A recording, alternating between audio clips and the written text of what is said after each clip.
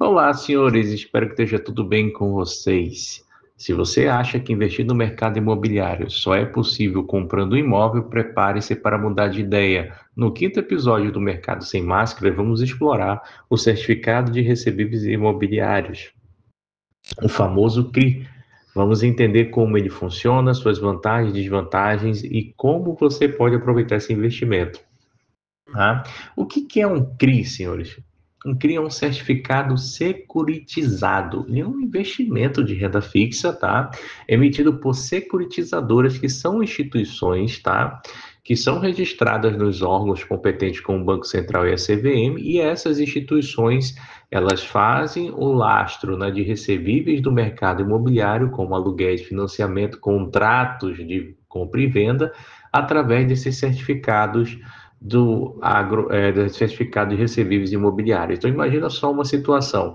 Imagina que você que me ouve nesse exato momento, você é um engenheiro, né, tem uma empresa de engenharia, você deseja construir aí um bloco de condomínios de casa, residencial de casa. Se você pegar um financiamento no banco ou tirar dinheiro do próprio caixa, você pode até uma securitizadora, faz a operação para captação de CRI, os investidores vão colocar o dinheiro nesses recebíveis, e cada vez que você for vendendo um imóvel, for construindo, isso vai gerar um recebível que vai ser é, utilizado no mercado e vai financiar a tua operação. Uma outra situação interessante nesse CRI é você levar em consideração que as pessoas que vão investir nele, que são pessoa física, né, elas são isentas de imposto de renda. Agora, qual é o risco dele, né? A gente vai entender aqui as principais situações que envolvem ele. Mas antes, vamos entender quem são as securitizadoras, que são as empresas que emitem esse CRI, né? As securitizadoras, elas têm natureza jurídica, né? Deve ser constituída por sociedade de ações, né? Podendo ser de capital aberto ou fechado. O objetivo social dessas securitizadoras deve incluir a emissão de títulos lastreados em recebíveis, né? Como o CRI, Certificado de Recebíveis Imobiliários, né? O registro e a regulamentação são feitas na CVM, né? E elas têm que obedecer o que está disposto na Lei 9.514 de 1997, né? Que é a lei que regula a emissão dos CRIs, né? Há um limite aí de emissão de CRIs por cada securitizadora, tá? Os CRIs, né? Como é que é o lastro dos CRIs, né? O CRI deve ser lastreado em créditos provenientes de operações de setor imobiliário. Então, eles são lastreados no que a gente chama de direitos, né, creditórios, né? Então, imagina lá, né? A gente faz um financiamento habitacional, esse pagamento do financiamento habitacional vai ser o lastro para ser utilizado no CRI. Os contratos de compra e venda de imóveis também, os aluguéis comerciais e residenciais. Garantias, né? O lastro inclui garantias reais, que podem ser hipotecas ou fiduciárias, alienação fiduciária. A estrutura da emissão de um CRI, ela é necessário elaborar um instrumento de emissão detalhada do CRI. Esse instrumento de emissão detalhado tem um nome no mercado financeiro, é chamado de prospecto. Toda vez que a gente lança um CRI no mercado, né, uma instituição financeira lança um CRI, esse CRI ele vai passar por um processo chamado de IPO, Initial Public Offering, ou oferta pública, né, desse ativo, né? Vai ser a primeira oferta que vai ser, e ele vai ter que obedecer algumas exigências regulamentadas, né, na lei, como informar o valor nominal, a taxa de remuneração, se ela é pré ou pós-fixada, o prazo de vencimento, garantias associadas. Para fazer essas operações, também é necessário contratar uma auditoria independente, tá, responsável por a situação. Vai ter que ter um agente fiduciário, que normalmente é uma instituição financeira, que vai ficar fiscalizando essa instituição financeira e controlando a inadimplência do CRI, prestando informações aos investidores, né? Vai ter que ter uma custódia e um registro, né? Normalmente Esses sistemas de custódia são autorizados, né, pelo Banco Central e pela CVM, e exemplo a gente tem aí a própria B3, que é a antiga, né, CBLC, Companhia Brasileira de Liquidação e Custódia, né, e a CETIP, né. As exigências de divulgação, tem que ter esse prospecto, que é o documento, como mencionei, detalhando aonde que esse crédito vai se basear, né, esse lastro desse CRI, quais são os riscos envolvidos. Falando de risco, um dos principais riscos de um CRI é mercado. Como assim mercado? O risco de mercado está relacionado à volatilidade das taxas, né, que elas têm flutuação no tempo, e também é relacionado à atuação dessa empresa no mercado. Quais são os riscos dessa imobiliária, dessa empreiteira que vai construir, ou então o próprio risco da securitizadora, né?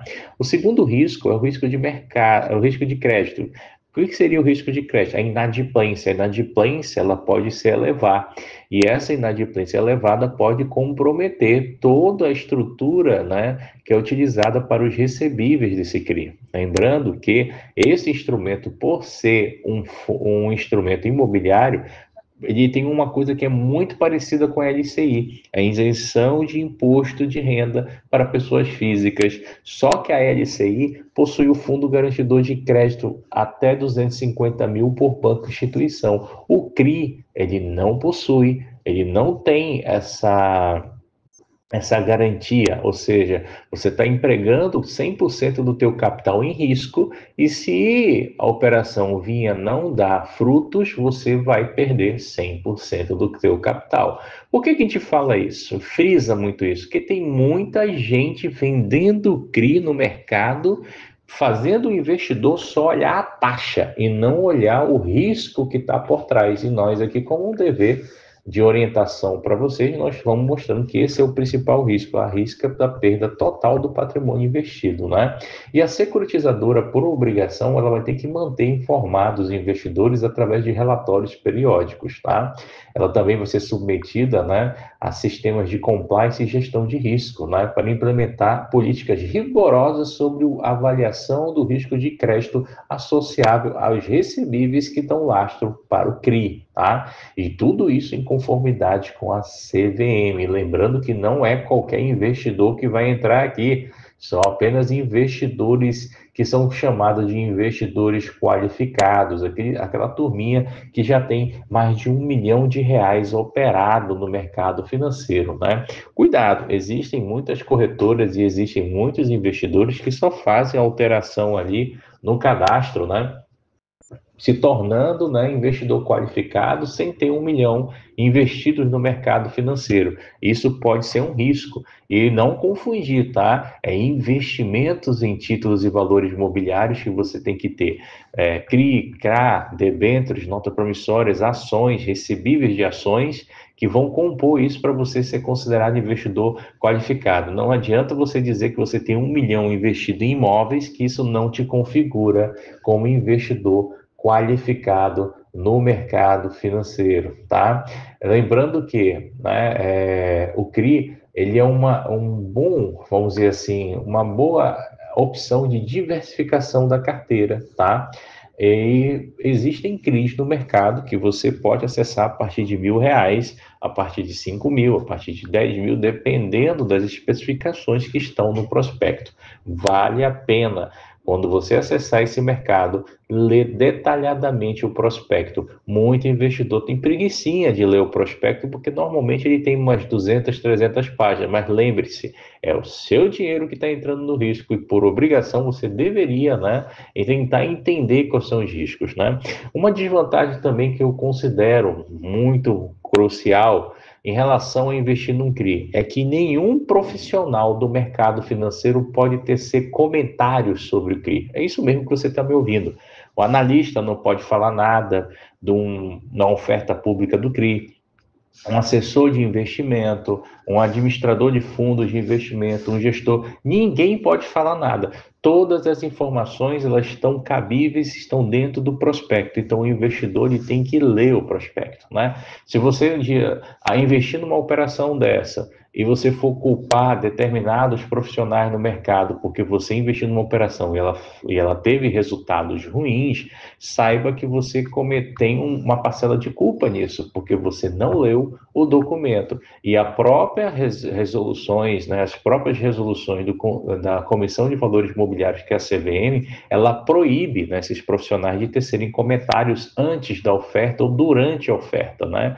Caso isso aconteça, esses profissionais podem vir a receber sanções, né, que vão de multas, vão desde o cancelamento do seu registro, né, para vocês terem uma ideia de como é pesado para o lado dos profissionais. Então, a recomendação que a gente faz, na dúvida, é o que eu falo para todos os meus investidores. Você está com dúvida quando vai fazer uma operação? Você está com dúvida quando vai fechar um negócio? Não faça, né? Não faça. Dúvidas e incertezas não podem estar no coração daqueles que desejam fazer parcerias, negócios, firmar ou qualquer tipo de reunião ou contratos. Você tem que estar bem claro dos seus objetivos e entender também a clareza dos riscos que são impostos. A gente vai ficando por aqui nesse capítulo.